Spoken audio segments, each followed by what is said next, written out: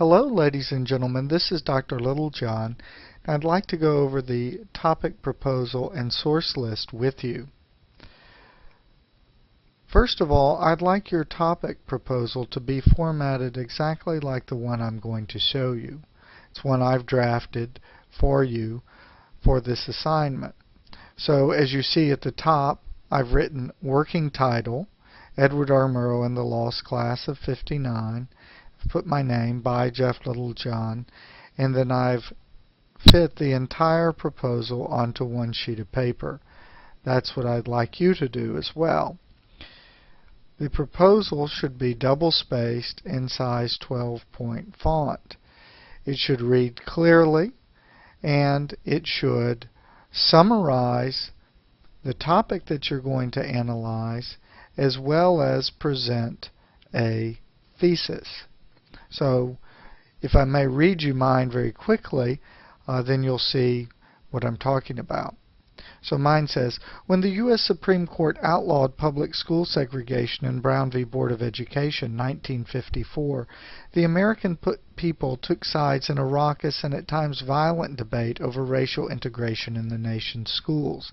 In 1958, in one of the most high-profile confrontations resulting from the court's decision, Virginia Governor J. Lindsay Almond, Jr. closed 6 schools in Norfolk, the state's largest city, in an attempt to forestall public school integration.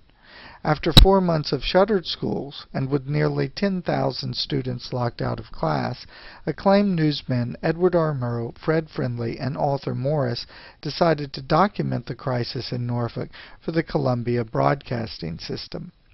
The result was a prize-winning hour-long television program titled The Lost Class of '59. Shot over 5 weeks between December 1958 and January 1959, the film featured the local debate between the National Association for the Advancement of Colored People, the Norfolk Committee for Public Schools, the segregationist Tidewater Educational Foundation, and even Governor Almond.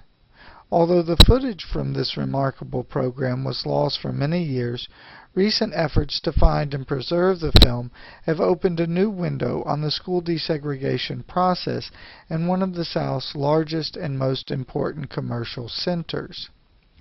This paper analyzes the intended messages of the Lost Class of '59, suggesting that it treated African Americans as unnamed, objectified figures with little agency, while both white segregationists and moderates were presented as rational actors who were put upon by external forces over which they had no control. The film invited viewers to sympathize especially with local white students who were portrayed as the real victims of this political disaster. In the end, Murrow and his colleagues left the audience in the midst of the crisis before the schools reopened and the real work of desegregation began on February 2, 1959.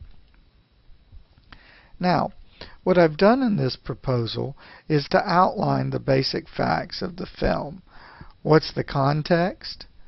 Context is Brown v. Board, school desegregation, and the school closing crisis in Virginia. What's the central focus of the piece? The Lost Class of '59. Who was in charge of it? Edward R. Murrow, Fred Friendly, Arthur Morris. What did it cover? The local debate on school desegregation.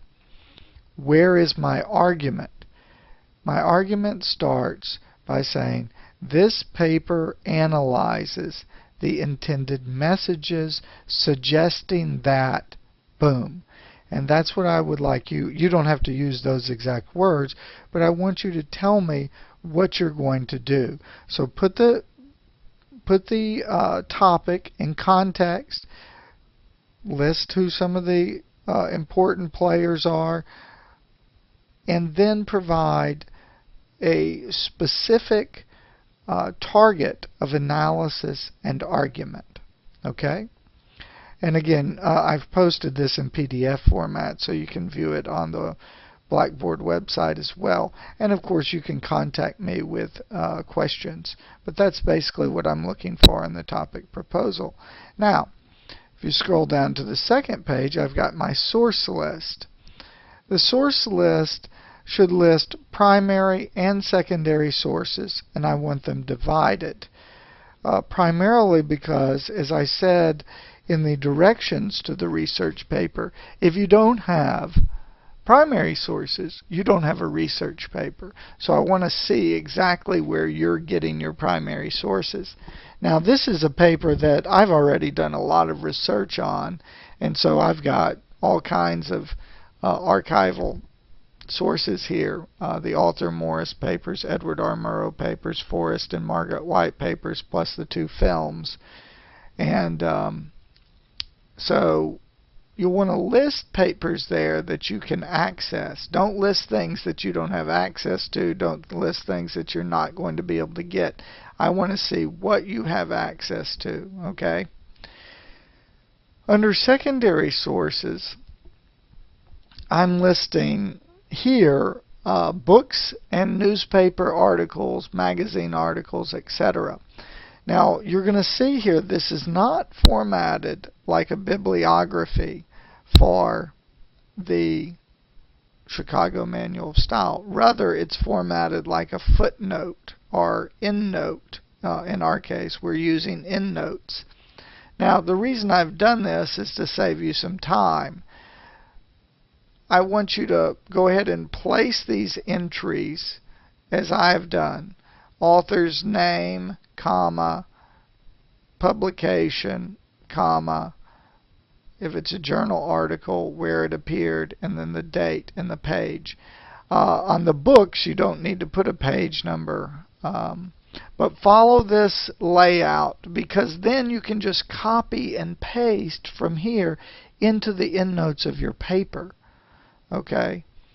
Please note that I am not putting the author's last name first. I'm putting the first name, then the last name, then a comma, then the publication, location, and information.